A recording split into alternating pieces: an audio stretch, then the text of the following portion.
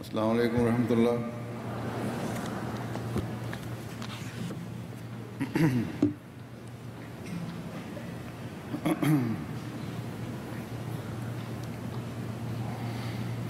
अशहदु अल्ला इलाहा इल्लल्लाह वहदहु ला शरीका लहू वअशहदु अन्ना मुहम्मदन अब्दुहु व रसूलुहु अम्मा बादु फ़अऊज़ु बिल्लाहि मिनश शैतानिर रजीम बिस्मिल्लाहिर रहमानिर रहीम अल्हम्दुलिल्लाहि रब्बिल आलमीन अर्रहमानिर रहीम मालिकि यौमिद्दीन इय्याका नअबुदु व इय्याका नस्तईन इहदिना सिरातल मुस्तकीम सिरातल लज़ीना अनअमता अलैहिम गैरिल मग़दूबि अलैहिम वलद्दाल्लीन।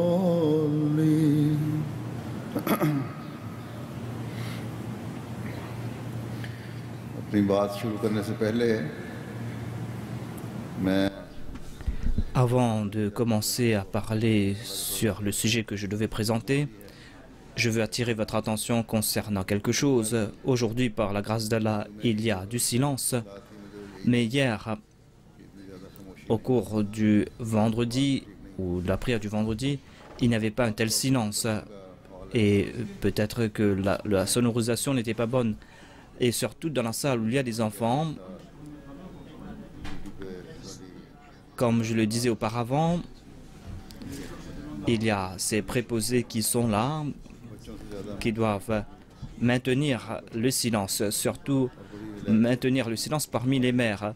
Et ce sont les mères qui font plus de bruit que les enfants. Et les femmes papoter alors que le khutbah, le sermon, fait partie de la prière.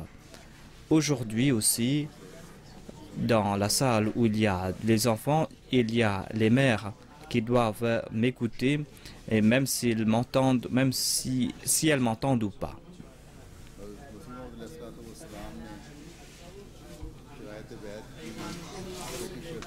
Le Messie premier alayhi salam a évoqué les conditions de la bay'a, et dans la 6e condition de la bay'a, le Messie premier alayhi salam a attiré notre attention concernant certains points. Et il dit que le croyant doit éviter certaines actions. Et en tout cas, un croyant doit faire des efforts pour éviter pareilles actions. Il y a ces traditions, il y a aussi le fait d'éviter ces coutumes non islamiques. Mais il y a aussi d'autres coutumes qui sont là, qui ne font pas partie de notre vie. Mais si l'on ne possède pas ces qualités, si l'on ne possède pas ces aptitudes, l'on ne sera pas considéré comme un véritable croyant, comme un véritable Ahmadi. Et cela veut dire suivre les enseignements de l'islam, c'est de se soumettre à l'autorité du Saint-Coran, de se soumettre à la parole d'Allah et aux traditions du Saint-Prophète.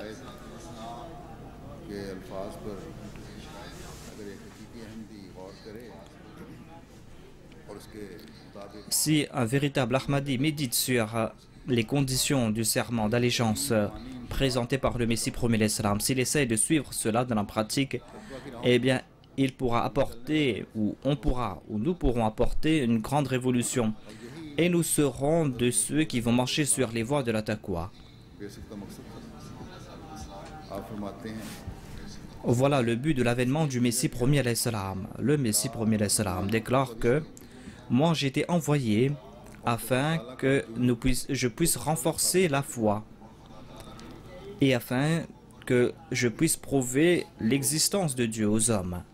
ईमानों को मजबूत करना, Ainsi, voilà les deux objectifs du Messie premier alayhi salam. Il est venu renforcer la foi et il est venu établir une telle relation entre les hommes et Dieu अल्लाह ताला की हस्ती, afin que अल्लाह के वजूद dans le cœur de tout un chacun, यकीन पैदा हो जाए, il y ait la présence de Dieu, बराह रास्त ताल्लुक que l'on ait cette certitude quant à l'existence de Dieu फरमाया, et que l'on puisse établir cette relation personnelle directement avec Dieu. सच्चाई Le Messie premier alayhi salam déclare que j'ai été envoyé afin que je puisse faire renaître l'époque de la vérité et de la foi.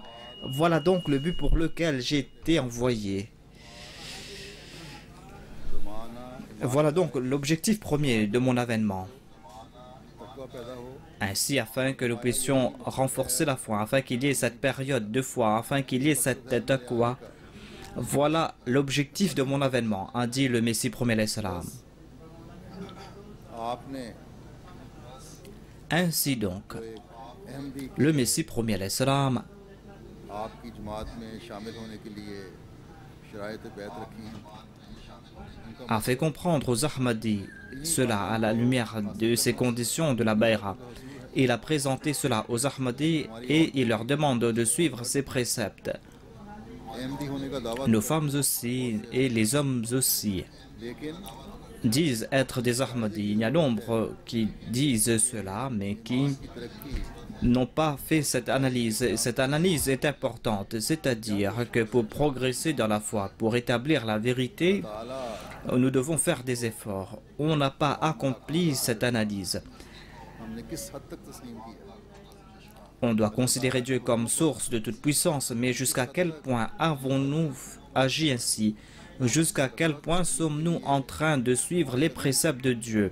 किस तेजी से बढ़ रहे हैं, बस ये जायज़े Est-ce que nous sommes en train d'avancer rapidement sur la voie de la taqwa? Ainsi, cette introspection va nous présenter notre image véritable. Cette analyse va nous faire comprendre si nous sommes un véritable Ahmadi ou pas. ज़माने से दूर जा रहे हैं, हमें इस मकसद के हुसूल Nous sommes en train de nous éloigner de l'époque du Messie premier alayhi salam, petit à petit, et nous devons en faire des efforts pour accomplir ces devoirs. Nous devons plus qu'auparavant faire des efforts en ce sens. हिंदियों के Ainsi, encore une fois, औलाद होकर nous devons बेफिक्र नहीं हो जाना चाहिए, nous faire comprendre que si nous sommes nés dans une famille Ahmadi, eh bien cela suffit. Au contraire, de temps en temps, nous devons avoir devant nous les conditions de la bayra, du serment d'allégeance. Et nous devons faire cette analyse. जैसा कि मैंने Et nous devons nous demander, nous devons comprendre ce que requiert de notre part le Messie premier alayhi salam. J'ai évoqué la 6e condition du serment d'allégeance. Et aujourd'hui, je vais parler à la lumière de cette 6e condition de la bayra. कि अमूमन Surtout, je veux présenter cela उसका पहला parce que, généralement, दात और हवा अमूमन on parle à propos de ces traditions, de ces mauvaises traditions. Et dans la plupart des cas, ce sont ces femmes qui sont coupables de ces actions. या ज़्यादा रुझान रख Et ce sont elles qui se penchent davantage dans cette direction ou qui se tournent davantage vers cela. और वो जैसे C'est pour cette raison que le Messie premier alayhi salam nous a prévenus à ce sujet. शिद्दत से Comme je l'ai dit, que दुनियादारी il y a celles qui sont en train de suivre ces traditions, दुनियादारी il y a celles qui s'empêtrent davantage dans ce monde matériel. Dans ce monde matériel, il y a un nombre de choses. Il y a celles qui se tournent vers la mode. Il y a celles qui font ces compétitions. Et c'est pour cette raison que ce mari qui est là pour subvenir aux besoins de sa famille et les hommes qui sont faibles, eh bien, ces hommes s'écroulent sous des dettes. Ainsi, en résultat d'un mal, il y a toute une litanie de mal et toute une litanie de péchés qui naissent dans ces familles. और ना औरतें ही परेशान हों कि ये कोई Mais les hommes ne doivent pas croire ni les femmes aussi ne doivent se soucier que ce sont seulement les femmes qui sont coupables de ces faiblesses. Et les hommes ont d'autres priorités. Sinon, même les hommes aussi sont coupables de ces maux. En particulier, ces hommes qui sont coupables qui sont victimes de leur penchant libertin. Cela veut dire que certains sont coupables de la convoitise et certains tombent dans le libertinage, dans des choses qui concernent les plaisirs de ce monde. Et dans mon sermon hier, j'ai évoqué cela. Il y a aussi la nudité. Si l'on se tourne vers cela, eh bien, l'on va s'empêtrer davantage dans des turpitudes. En tout cas, ce sont des péchés, des maux qui sont présents à la fois parmi les hommes ou parmi les femmes. Mais en tout cas, on ne peut pas endurer, on ne peut pas tolérer cela dans la société ahmadi. Même si cette quête de plaisir n'a pas atteint son comble, mais quand il est question de ces coutumes non islamiques, quand il est question de cette convoitise, de ces penchants que l'on est en train de suivre, eh bien ce sont de tels péchés, de tels maux qui sont en train de détruire la paix familiale.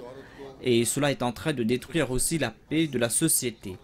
Ainsi, une femme ahmadi doit éviter ces péchés. Parmi ces traditions, il y a aujourd'hui, et c'est une tradition qui a pris la forme d'une innovation, cela concerne les mariages, le fait de faire des dépenses outrancières au cours de ces mariages. Ce sont des dépenses inutiles, futiles qu'on fait. On dépense beaucoup d'argent sur les vêtements des nouvelles mariées.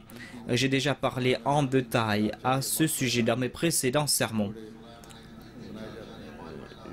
Je pense que certains achètent des vêtements qui coûtent jusqu'à 300-400 000 roupies. Et peut-être que ces personnes vont porter ce vêtement une ou deux fois dans leur vie. Alors que moi-même, j'ai pris des informations au Pakistan, en Londres, j'ai demandé des informations, on trouve de tels vêtements, même à Londres, qui sont moins chers. Et que l'on peut avoir à 500 livres sterling. Et cela ne va pas atteindre la somme de 100 000. Ainsi donc, les femmes aussi doivent porter leur attention à ce sujet. En particulier, ces femmes et ces jeunes filles qui ont ces désirs et qui veulent avoir ces vêtements très chers. Et quand celles qui viennent du Pakistan, qui retournent au Pakistan pour marier leurs enfants, eh bien certaines familles font des dépenses inutiles et cela par ostentation. Il y a aussi cette tradition que de montrer la dot ou de dévoiler ce qu'on a offert à la nouvelle mariée ou au nouveau marié. Il y avait ces traditions qui étaient présentes dans la société en Inde, dans les autres religions. Maintenant, ces mauvaises habitudes, ces mauvaises traditions se sont immiscées dans la société musulmane et les Ahmadis aussi en sont victimes. Ensuite, il y a les repas qu'on offre et maintenant, on est en train de préparer divers mets et la plupart de ces mets vont à la poubelle et les gens disent fièrement que nous avons préparé 6 ou 7 mets pour un seul repas. Alors que dans l'islam, on nous a dit que l'ordre concerne le mariage et le walima.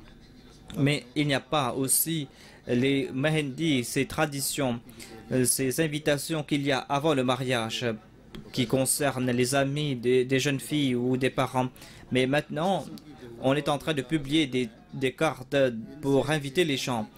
Ainsi, ce sont ces traditions, ces coutumes inutiles. Et les Ahmadis, et les femmes Ahmadis, des familles Ahmadis, les foyers Ahmadis doivent éviter pareille coutume.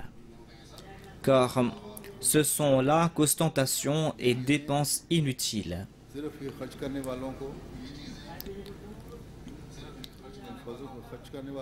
Cela ne concerne pas uniquement ces personnes qui font ces dépenses inutiles.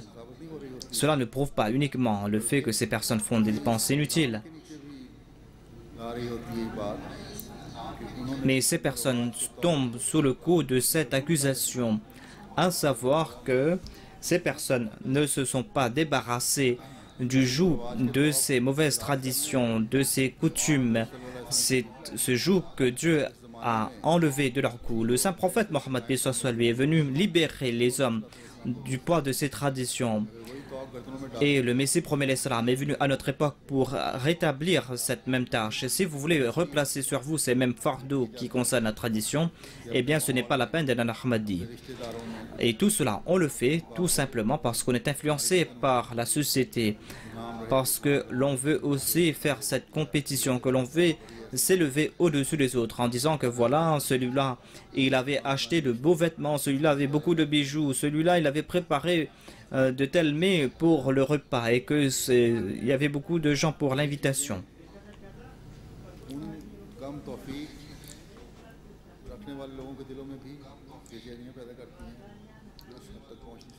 Et cela crée de l'anxiété dans le cœur de ceux qui n'ont pas des moyens pour accomplir cela, ceux qui ne peuvent pas faire de telles dépenses, alors que ceux qui n'ont pas les moyens sont eux aussi victimes de ces troubles, et il y a tous ces troubles qui naissent dans leur famille en raison de leurs désirs. Quant à ceux qui n'ont pas les moyens, doivent dépenser selon leurs aptitudes. Quant à ceux qui ont les moyens, doivent dépenser, mais quant à ceux qui n'ont pas les moyens, ils ne doivent pas regarder les riches, ils ne doivent pas agir ou être poussés par l'ostentation. Au contraire, ils doivent regarder ceux qui sont en dessous de voilà l'enseignement que le saint prophète nous a donné. Voilà ce que nous enseigne et l'islam et le saint prophète. C'est-à-dire que dans les domaines des vertus, eh bien, on doit regarder celui qui nous a dépassés. Si on veut qu'il y ait une compétition, il faut qu'il y ait cette compétition dans le domaine des bonnes œuvres. Mais quand il s'agit des choses de ce bas monde, eh bien, on doit toujours regarder ceux qui ont moins de moyens que nous. Ensuite, il faut être reconnaissant envers Dieu, c'est-à-dire être reconnaissant pour ce que Dieu nous a accordé. La plus grande grâce que Dieu nous a accordée, c'est qu'il nous a accordé l'occasion d'accepter l'imam de l'époque, cet imam qui nous a libérés de ces innovations, alors que malheureusement nous en sommes victimes de nouveau. Lui qui est venu nous libérer de ces innovations, de ces coutumes.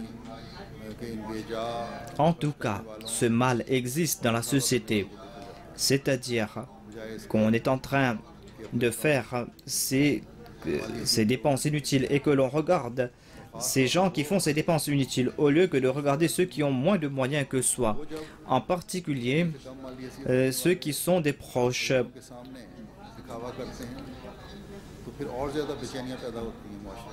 Quand quelqu'un est coupable d'ostentation, eh bien cette personne va créer davantage de troubles dans la société. En tout cas, ces personnes qui font ces dépenses inutiles doivent réfléchir à ce sujet. C'est un cercle vicieux qui tourne et qui augmente et qui détruisent la société. Et ainsi, j'ai constaté qu'il y a ces familles qui, en raison de ces dépenses inutiles, sont victimes de cette animosité. Donc ces personnes qui font ces dépenses futiles doivent comprendre que, en faisant ces dépenses futiles, ces personnes sont en train de s'asservir à leurs désirs. Ces personnes sont en train de se réduire à l'esclavage, mais d'autre part, ces personnes sont en train de faire naître cette anxiété. Il y a ceux qui ont les capacités, ceux qui possèdent de l'argent, ceux qui dépensent des milliers de dollars pour eux, pour leurs enfants. S'il y a de telles personnes qui ont ces moyens, eh bien, ces personnes doivent comprendre que si on a ces moyens, eh bien, il y a aussi les pauvres au sein de la Jamaat. On a mis des fonds pour ces pauvres. On doit s'acquitter de son devoir. Il y a aussi le fonds Mariam Shadifan qu'on a institué pour les jeunes filles pauvres pour que l'on puisse les aider pour leur mariage. Par la grâce de Dieu, je sais qu'il y a ces personnes qui, lorsqu'elles font des dépenses pour le mariage de leur fille, eh bien, si ces personnes ont des moyens, si ces personnes ont les moyens, eh bien, elles vont aussi organiser le mariage de 2 ou 3 ou 4 jeunes filles. Je ne rejette pas ce fait, à savoir que nombre d'entre vous sont là, qui dépensent aussi pour la cause de la Jamaat et qui participent dans les fonds de la Jamaat à cœur ouvert. Il y a des femmes qui dépensent leurs bijoux. Et il y a celles qui n'ont même pas un seul bijou et qui ont tout donné.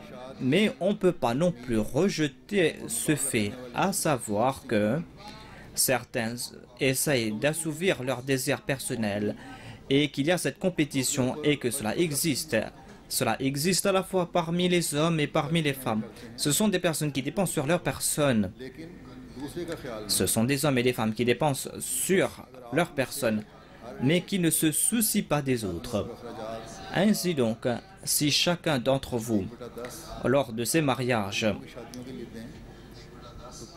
offre un dixième de ce qu'on va dépenser pour les pauvres, pour organiser des mariages des pauvres, eh bien, vous serez de ceux qui vont se départir de ces coutumes et de cette ostentation. Au contraire, vous allez hériter de ces faveurs et vous serez reconnaissant pour les faveurs que Dieu vous a accordées. Profitez des faveurs que Dieu nous a accordées est un ordre que Dieu nous a donné, c'est-à-dire Dieu nous dit que vous devez dévoiler ce que je vous ai offert. Vous devez montrer cette grâce, mais vous allez devoir montrer cette grâce selon la limite qui a été prescrite. Et vous devez le faire d'une manière à ce que vous puissiez vous occuper aussi de vos frères et de vos sœurs qui sont faibles. Et vous devez vous occuper aussi de ces jeunes mariés qui n'ont pas des moyens, qui difficilement arrivent à se faire 2 paires de vêtements lorsqu'ils partent pour se marier. Et ceux qui n'ont même pas de bijoux à porter, ces jeunes filles qui n'ont même pas de bijoux à porter et qui, lorsqu'elles partent dans les maisons de leurs beaux-parents, doivent entendre des paroles amères. Ainsi, si vous allez vous occuper de telles personnes, eh bien cette même aisance, cette aisance que Dieu vous a accordée, qui vous a fait être reconnaissant envers Dieu, eh bien c'est en raison de cette reconnaissance que vous allez attirer davantage de faveurs divines. Ainsi donc, on doit être vigilant à ce propos.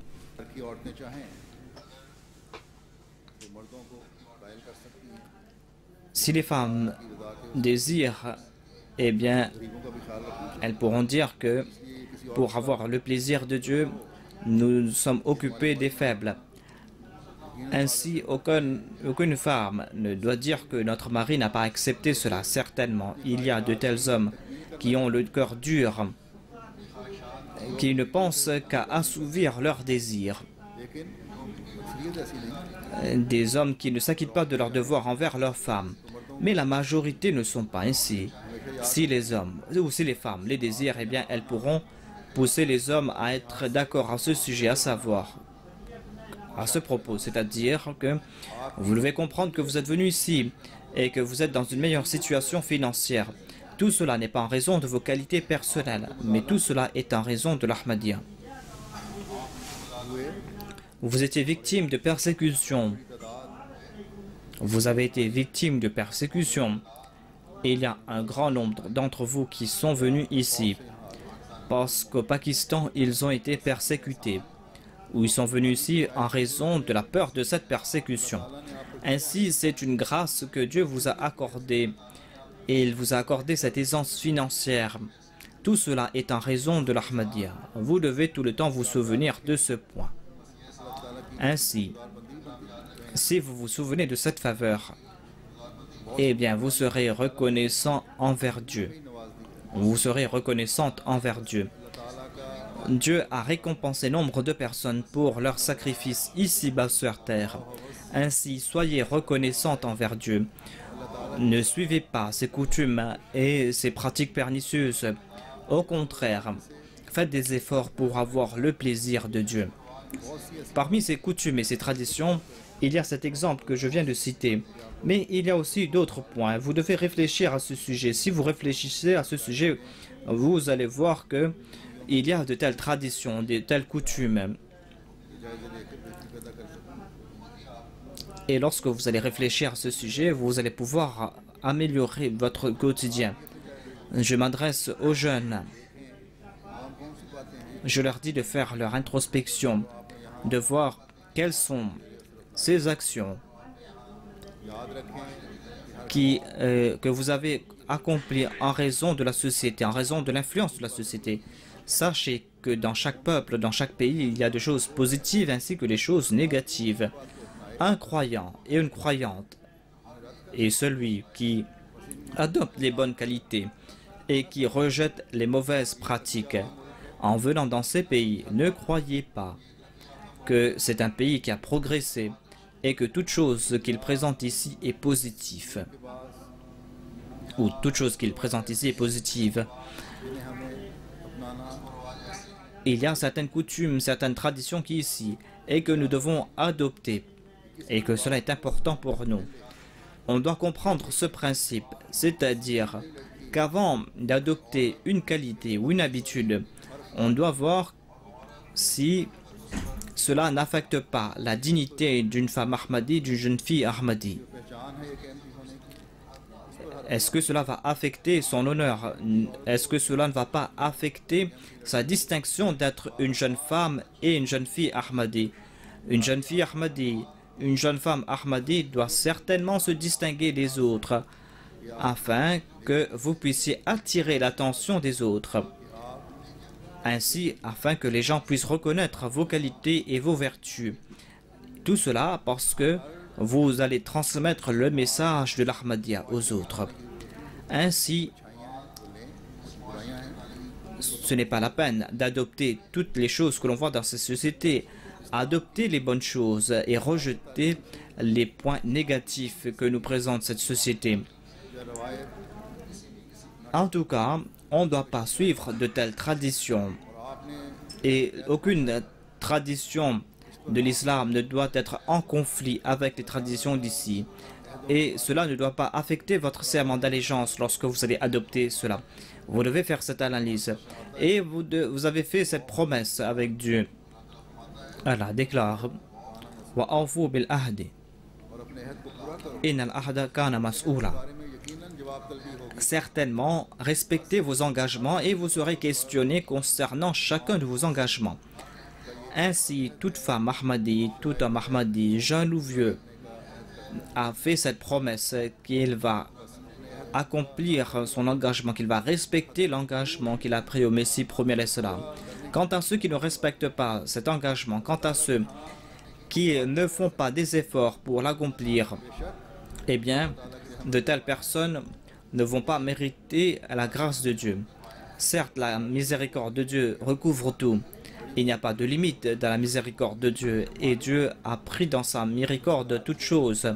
Sa miséricorde embrasse tout. Il est le maître. Et il peut pardonner les plus grands pécheurs. Mais que l'on se souvienne aussi de ce point, à savoir que Dieu est indépendant. Ainsi, on doit certainement faire de son mieux pour suivre les préceptes de Dieu. Voilà le but de l'avènement du Messie premier l'Islam. Il est venu afin de guider les égarés sur le droit chemin. Il est venu les guider sur le droit chemin et il est venu établir cette relation entre eux et Dieu. Si l'éclat éphémère de ce bas monde, si les coutumes de ce bas monde vous écartent des enseignements de l'islam et de ses pratiques, si ces penchants libertins ne nous laissent pas avoir du succès dans ce domaine, au contraire, si l'on s'éloigne de cet objectif, eh bien, ce n'est pas là que l'on va respecter son serment d'allégeance. Au contraire, on ne va pas être de ceux qui respectent ce serment d'allégeance. Ainsi, il est très important de faire son analyse de conscience. Quant à ceux qui suivent ces traditions et ces coutumes, eh bien, sachez que le Messie premier l'Islam a déclaré que l'on doit éviter de telles coutumes. Et cela est en accord avec les préceptes du Saint-Coran. Ce que nous a dit le Messie premier l'Islam est en accord avec ce que nous dit Dieu dans le Coran et est en accord avec les préceptes présentés par le Saint Prophète sallallahu alayhi wa sallam. Ainsi donc, il faut traduire cela dans la pratique. Il faut suivre ces préceptes à la lettre. Quant à ceux qui suivent leur désir, Allah déclare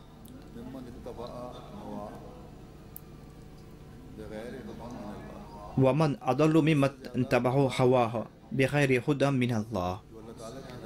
Et qui s'égare plus que celui qui suit ses propres mauvais penchants sans aucune direction de la part d'Allah. जो अपनी ख्वाहिशात की पैरवी करने वालों Ainsi, quant à ceux qui suivent leurs mauvais penchants, ख्वाहिशात की पैरवी करके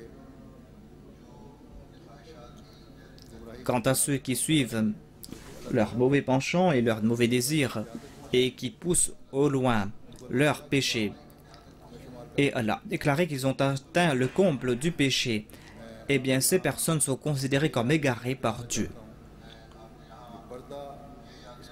Je veux vous faire un rappel aujourd'hui, à savoir que la parda est parmi les préceptes de l'islam, c'est-à-dire qu'il y a la modestie islamique, il y a ces jeunes filles qui ne comprennent pas la langue ourdou. Et bien, dans mon précédent sermon, lorsque j'ai parlé aux États-Unis, je me suis adressé aux dames aux États-Unis, j'ai parlé de la langue anglaise au cours de la Jalsa Salana. J'ai donné un message là-bas dans la langue anglaise. Eh bien, ceux qui ne comprennent pas la langue ourdou doivent écouter cela. Aujourd'hui, Internet est présent. Tout anglophone à Internet. On a aussi la MTA qui est là. La MTA est partout. Vous pouvez regarder la MTA sur votre téléphone portable aussi. Ainsi, on ne doit pas présenter de prétexte, à savoir que c'est difficile, qu'on n'a pas écouté ce sermon. Tout le monde peut écouter cela. On peut écouter cela partout. Et les organisatrices de la Lajna Imaïla, je leur dis de publier cela, de transcrire ce discours que j'ai prononcé et de présenter cela aux Anglaises, à ceux qui comprennent la langue anglaise ici. En tout cas, je disais que la parda, la modestie islamique est un ordre divin. Cela a été expliqué clairement dans le Saint-Coran. C'est pour cette raison qu'on ne doit pas être influencé par la société d'ici. On ne doit pas se débarrasser de son manteau, de son hijab.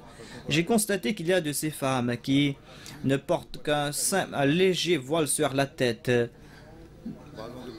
Cela n'est pas en accord au précepte de la parda, de la vertu islamique. Il y a certaines dont les bras sont nus.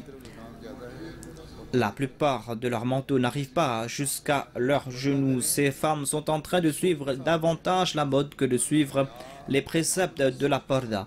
Si vous respectez les règles de la parda, vous devez comprendre que la modestie, la pudeur fait partie des préceptes de l'islam. Et le saint prophète a déclaré que la pudeur fait partie des enseignements de l'islam. La pudeur, sa dignité, la pudeur d'une femme et la dignité d'une femme sont des choses que l'on doit protéger. Et c'est en raison de l'indécence. Et j'ai vu ici aussi, dans la salle ici, il y a un nombre de femmes qui sont entrées, dont les têtes étaient nues. Vous êtes venus pour la Jalsa, vous êtes venus pour écouter la Jalsa, vous êtes venus dans la Jalsa en vous disant que on va profiter de cette atmosphère pure, mais vos cheveux sont en l'air. Et il est dit que l'on doit se couvrir la tête, mais cela ne se fait pas. Et la plupart de ces dames n'ont rien sur la tête. Mais si vous ne voulez pas vous couvrir la tête, pourquoi êtes-vous venu à la Jalsa?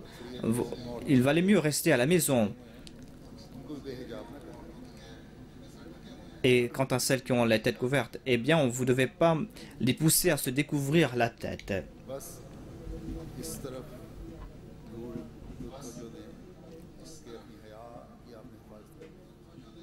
Ainsi, vous devez être vigilante à ce sujet, à savoir que vous devez protéger votre modestie. C'est la modestie, la pudeur qui est la beauté d'une femme. C'est cette pudeur et cette modestie qui vont vous embellir davantage. C'est cela votre bijou à vous. Ne croyez pas que nous ne pouvons pas nous immiscer dans cette société si nous allons respecter les préceptes de la parda. Cela est tout à fait erroné. Il y a nombre de ces dames qui sont des professionnels et qui travaillent et qui portent leur manteau et qui portent aussi le hijab sur leur tête. La parda minimum, c'est de porter un long manteau, c'est de porter une hijab sur la tête, de se couvrir la tête, de se couvrir les cheveux et de se couvrir aussi le menton. à condition que l'on ne porte pas de maquillage, que l'on ne se maquille pas. Si vous voulez vous maquiller, eh bien vous devez couvrir votre bouche. Ainsi, ce n'est pas la peine aussi de s'immiscer parmi les hommes, de parler librement avec les hommes. Cela est condamné par l'islam. Si vous n'êtes pas vigilante concernant ces points considérés insignifiants, eh bien cela va s'amplifier, cela va s'aggraver davantage et l'on va voir autour de nous cette même société. Cette société où règne l'indécence, cette société que l'on voit ici en Occident. Ainsi, ne méprisez pas un seul commandement du Saint-Coran. Ne croyez pas que c'est un commandement ancien, que c'est un commandement qui ne concerne que le Pakistan ou les pays arabes. C'est un commandement qui s'applique à tout pays, à toute période et qui s'applique à toute femme ahmadi là où elle se trouve. Je répète ce sujet partout car cette faiblesse, ce mal est en train de grandir. Si cela perdure davantage, eh bien la génération future sera en danger concernant cette modestie. Leur modestie sera en danger. Eh bien, elles vont sortir avec des chemises courtes, avec des jeans, et on ne pourra pas les considérer comme des Ahmadis. Eh bien, elles vont dépasser les autres. Au contraire, elles vont sortir de l'Ahmadiyya. Ainsi, comprenez ce point. Ne soyez pas victime de l'indécence. Évitez cela, sinon on ne pourra pas garantir la pudeur des générations futures. Si vous désirez le plaisir de Dieu, si vous désirez le bien, eh bien protégez votre modestie. Le saint prophète Mohammed lui a déclaré que la haya, la modestie est bien. Il n'y a que du bien dans la modestie. Ainsi, chacune de vos actions doit respirer le bien. Vous devez chercher le bien dans chacune de vos actions. Et vous devez être reconnaissante envers Dieu, car il vous a accordé la possibilité d'accepter l'imam de l'époque. Il vous a lié avec cet imam qui est venu nous montrer la voie pour avoir le plaisir de Dieu. Il faut que chacune de vos actions soit en accord avec le plaisir de Dieu et doit vous pousser à avoir le plaisir de Dieu. Les commandements de Dieu, la crainte de Dieu doivent avoir prééminence sur tout désir personnel. S'il en sera ainsi, eh bien vous serez héritière des faveurs divines. Et les voies du bien vont s'ouvrir davantage pour vous. Quand vous allez accomplir toutes ces actions pour avoir le plaisir de Dieu, eh bien, la grâce de Dieu va courir vers vous. Lorsque vous allez marcher lorsque vous allez faire un pas vers Dieu, Dieu va faire deux pas vers vous. Lorsque vous allez marcher vers lui, il va courir vers vous. Le saint prophète a déclaré que lorsqu'Allah regarde qu'une personne se tourne vers lui, il est plus content qu'une mère qui a retrouvé son enfant qu'elle avait perdu. Ainsi, malchanceuses seront celles d'entre nous qui se détournent de ce Dieu très aimant et qui n'écoutent pas les propos qu'il nous présente. Ces femmes qui ne cessent d'assouvir leurs désirs ou qui se disent que vont dire les autres en disant que regardez les vêtements de cette femme ou que ces vêtements ne sont pas en accord avec nos vêtements ou que ce sont des gens arriérés qui se couvrent la tête. Ce sont des ignorants, ce sont des gens qui n'aiment pas avoir des amis parmi les hommes, ou ce sont des gens d'une époque révolue et qui n'ont pas regardé tel ou tel film. Quant à celles qui désirent ce bas monde, eh bien laissez-les désirer ce bas monde, laissez-les faire des efforts en ce sens. Vous, quant à vous, vous devez chercher le plaisir de votre Dieu qui vous aime. Et vous devez le faire en toute sincérité. Si vous vous tournez vers lui en toute sincérité, eh bien, vous allez être héritier de son paradis. Allah déclare, ربه وحرم نفسه فإن الجنة هو المأوى. Quant à celui qui craint son Seigneur et qui empêche son âme de suivre ses penchants néfastes, eh bien c'est cette personne qui entrera au paradis. Voilà donc comment Dieu accorde ses faveurs à de telles personnes. Dieu rend obligatoire le paradis à de telles personnes.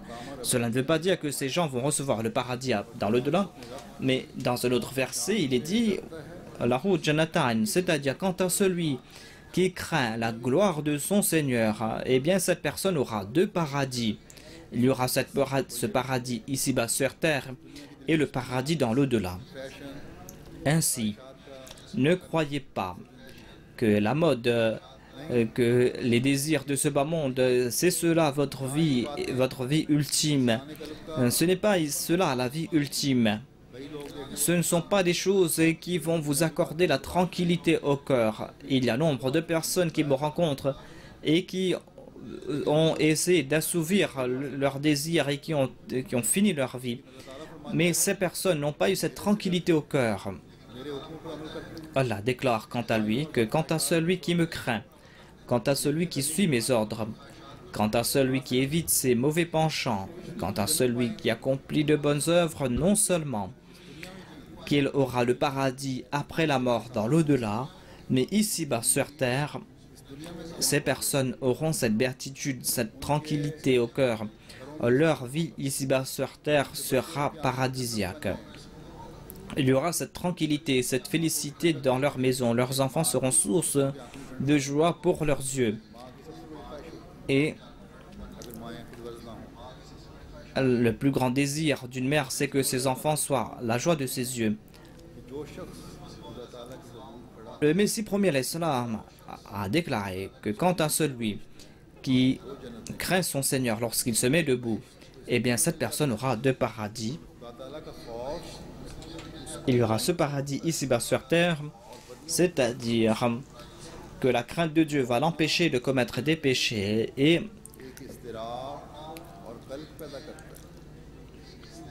se détourner de ses péchés, crée de l'angoisse en son cœur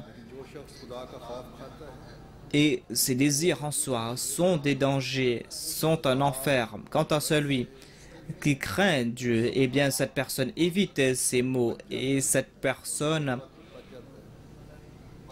essaie d'éviter ces choses, évite ces choses immédiatement.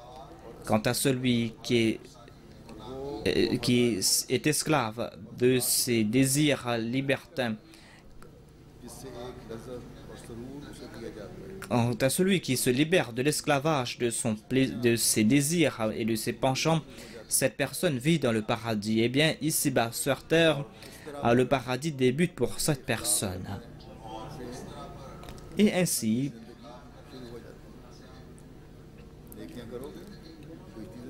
celui qui agit de manière contraire, eh bien, l'enfer va débuter pour cette personne ici-bas sur terre.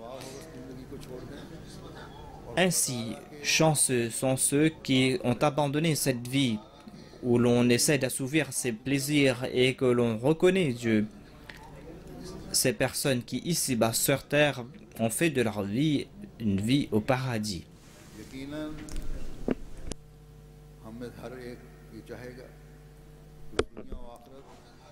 Certainement, chacun d'entre nous aura des comptes à rendre.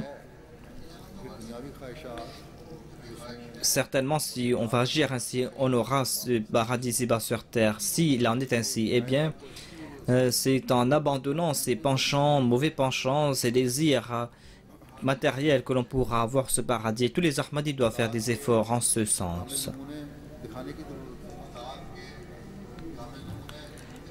Et on doit être un exemple d'obéissance indéfectible.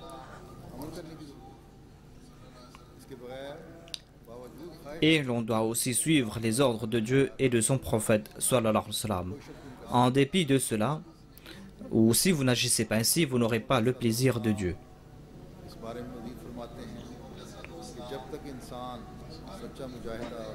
Le Messie premier salam déclare davantage que tant que l'homme ne fait pas des efforts sincères, eh bien il ne pourra pas trouver ce trésor de connaissances qui se trouve en islam, ce trésor qui invite la mort à cette vie pécheresse, et cette vie, ce trésor qui nous fait voir Dieu, et bien sans agir ainsi on ne pourra pas voir Dieu. Le Messie prophète d'Islam déclare qu'il est très facile de déclarer orgueilleusement que moi je crois en Dieu, et en dépit de cette déclaration, cette personne ne profite pas des fruits de sa foi. Si on a la foi, eh bien, on doit voir en soi ces changements purs. On doit voir cette relation que l'on a avec Dieu. Le Messie premier l'Islam a déclaré que ces personnes ne font que de faire des déclarations vaines. Ce ne sont que des déclarations vaines qui n'ont aucun fondement. Le Messie premier l'Islam déclare de telles personnes ne se soucient pas de Dieu et Dieu non plus ne se soucie pas de telles personnes. Si vous croyez en Dieu, si vous avez prêté allégeance au bain du Messie promet l'Islam, eh bien, vous devez apporter en vous les changements purs. Lorsque on vous présente les commandements de Dieu et de son prophète, vous devez les traduire dans la pratique. Vous ne devez pas être comme des sourds, des aveugles, des gens qui n'ont rien entendu, qui ont regardé et qui n'ont rien vu. On doit faire preuve de cette obéissance indéfectible et l'on doit sacrifier on doit sacrifier ses désirs pour la cause de Dieu. Le Messie promet l'Islam déclare que l'obéissance est une telle chose que si l'on est sincère dans cette obéissance, eh bien, il y aura une lumière en son cœur, il y aura une lumière en soi. Il a déclaré que si l'obéissance atteint son apogée, eh bien, ce ne sera plus la peine de faire des efforts. C'est-à-dire, c'est l'obéissance qui pousse l'homme à atteindre ce niveau où ce ne sera plus la peine pour lui de faire des efforts. Vous avez prêté allégeance aux mains du Messie premier l'Islam, mais après le Messie premier l'Islam, vous avez pris un engagement avec le calife en disant que vous lui serez obéissant. En écoutant les propos du calife, vous devez les traduire dans la pratique. Et vous ne devez pas être comme des aveugles. Voilà donc l'obéissance parfaite. Voilà l'obéissance dont on doit faire preuve tout Ahmadi. Le Messie premier l'Islam a déclaré que la vraie obéissance est une tâche difficile. Ensuite, il faudra sacrifier les désirs de son âme. Ainsi, si votre serment d'allégeance est sincère, eh bien, vous allez devoir, pour la cause de Dieu, sacrifier vos désirs. Vous devez sacrifier ces désirs pour la cause de Dieu et pour son prophète. Et parmi les engagements que vous avez pris, vous avez dit que vous serez obéissant. Ainsi, lorsque le calife attire votre attention concernant un point, vous devez l'écouter. Lorsqu'il en sera ainsi, non seulement que vous aurez des avantages personnels, mais vous ferez partie du progrès de la Jamaat.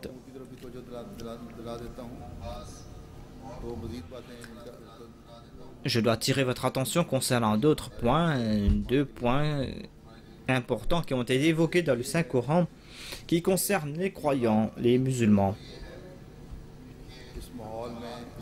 Il est dit que vous devez faire la tarbiyah ou l'éducation morale et spirituelle de votre enfant. Vous devez consacrer votre attention à ce sujet. Vous devez être vigilant, surtout dans cette société. Ne croyez pas que c'est la Jamaat, ce sont les organisations auxiliaires qui sont responsables de cela. Vous êtes le premier responsable de vos enfants.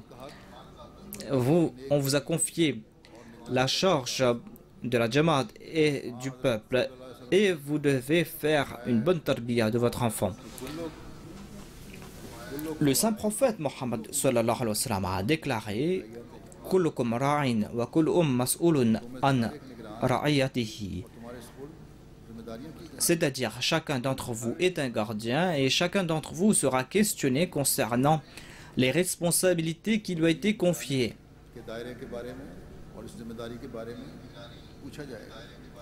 Et vous serez questionné concernant vos responsabilités, concernant les charges qu'on vous a confiées. Ainsi, il incombe à une femme que d'être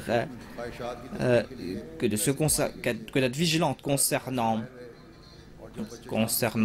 sa femme, concernant ses enfants. Cela ne veut pas dire qu'elle doit rester à l'extérieur pendant des heures et des heures, et que lorsque ces enfants retournent à la maison, il n'y a personne pour s'occuper de ces pauvres enfants.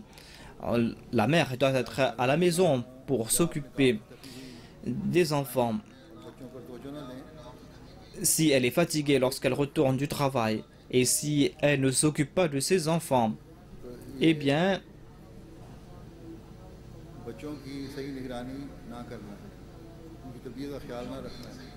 cela voudra dire tout d'abord que vous n'êtes pas en train de vous occuper de vos enfants, comme cela devait se faire. Dans le Saint-Coran, Allah a déclaré aussi Wala taqtulu awladakum khashyata imlak, c'est-à-dire ne tuez pas vos enfants par peur de la pauvreté.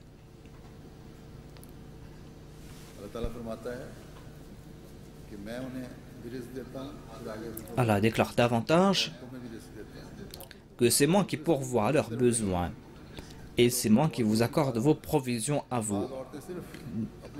Maintenant, il n'est plus question de pauvreté. Il y a certaines femmes qui veulent tout simplement assouvir leurs désirs et qui travaillent tout simplement pour assouvir leurs désirs en disant que nos maris n'arrivent pas à combler nos besoins. Eh bien, si les maris n'accomplissent pas leurs premiers besoins, eh bien, ces maris seront coupables, auront des comptes à rendre. Mais si ce ne sont pas des besoins immédiats qui sont pas, si ces femmes ont davantage de désirs, eh bien, elles ne doivent pas désirer travailler.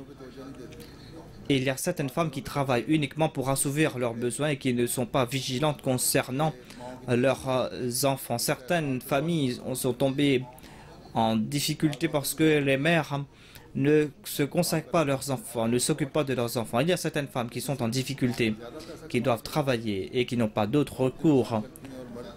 Mais travailler tout simplement pour avoir davantage de travail, d'argent plutôt. Et il y a certains hommes aussi qui commettent là un péché et qui désirent davantage. Le mari est là pour subvenir aux besoins de sa famille. Et il a cette tâche de dépenser sur sa femme et ses enfants. S'il n'est pas en train d'accomplir son devoir, eh bien, il sera questionné à ce sujet. Mais si la femme, quant à elle, au nom de la peur de la pauvreté, au nom, tout simplement pour assouvir ses besoins, elle reste à l'extérieur et qu'elle ne s'acquitte pas de ses devoirs envers ses enfants, eh bien cette femme est en train de tuer ses enfants. Ainsi, on doit être vigilante à ce sujet. Et quand ces enfants vont grandir, eh bien ces enfants vont rester à l'extérieur. Il est important d'être vigilant concernant ces enfants. La plupart des pères ne sont pas à la maison.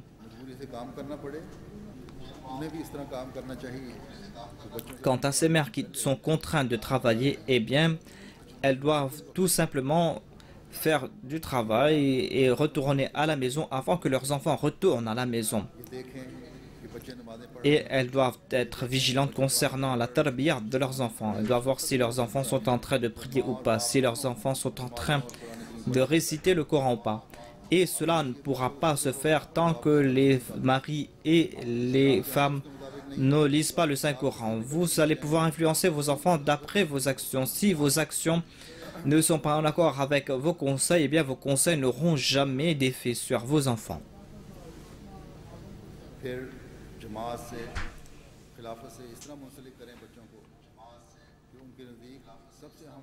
Ensuite, on doit faire en sorte que ces enfants soient attachés au califat afin que la chose la plus importante à leurs yeux soit leur lien avec le califat. Lorsque vous allez agir ainsi, vous allez constater que les générations futures vont marcher sur les préceptes de la foi et vous aurez la garantie que vos enfants seront à l'abri de la destruction.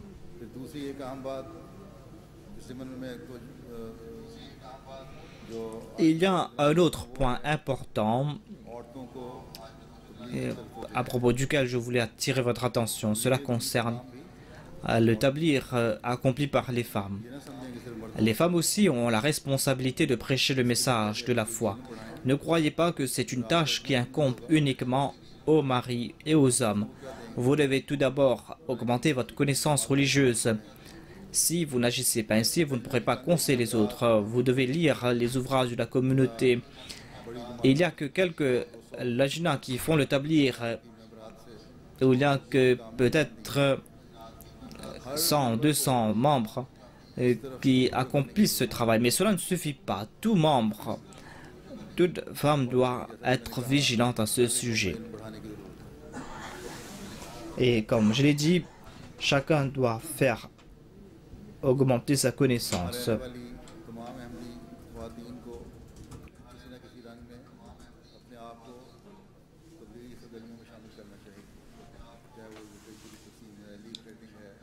Ainsi, les femmes doivent participer dans les programmes de la Jamaat, que cela concerne le fait de distribuer des dépliants, que cela concerne aussi le fait d'établir des contacts. Les femmes doivent contacter les femmes, doivent transmettre ce message. Et des fois, je sais que dans certaines familles, il y a des femmes qui sont devenues Ahmadis grâce à leurs amis qui étaient Ahmadis. Ce sont leurs amis qui leur ont présenté le message de l'Ahmadiyya. Et ainsi, ces femmes ont embrassé l'Ahmadiyya. Dans leur maison, leurs époux, leurs parents les ont tourmentées, mais elles ont été fermes dans leur foi. Et petit à petit, leurs familles aussi ont embrassé l'Ahmadiyya.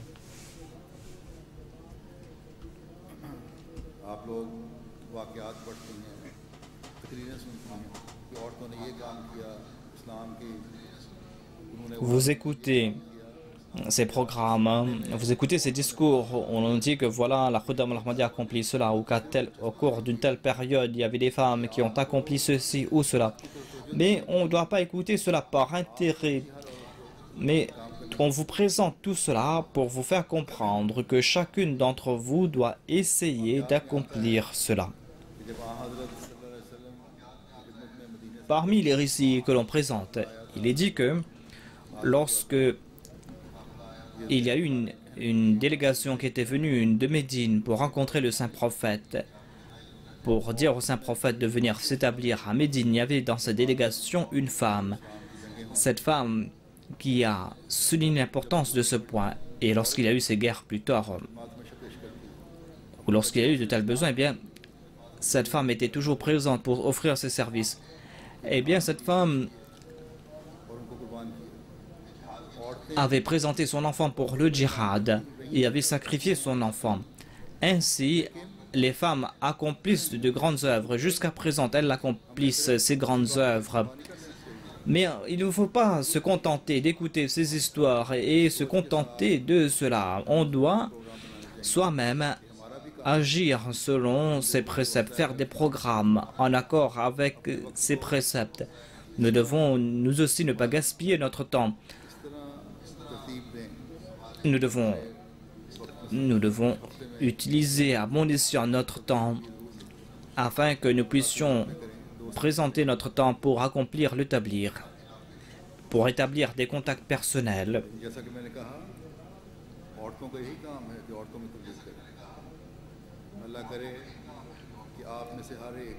Ainsi, les femmes doivent faire le tablir qu'aux femmes uniquement. Qu'Allah fasse que vous puissiez être animés de cet esprit sincère, que vous puissiez suivre les préceptes de l'islam en étant animés de ces sentiments. La dignité d'une femme Ahmadi, son honneur, doit avoir prééminence sur tout autre désir. Et il faut que de vos girons, il y ait ces enfants qui seront prêts à être fidèles, qui seront prêts à faire tous ces sacrifices et qui pourront apporter de grandes révolutions. Qu'Allah vous en accorde la possibilité. Maintenant, nous allons prier.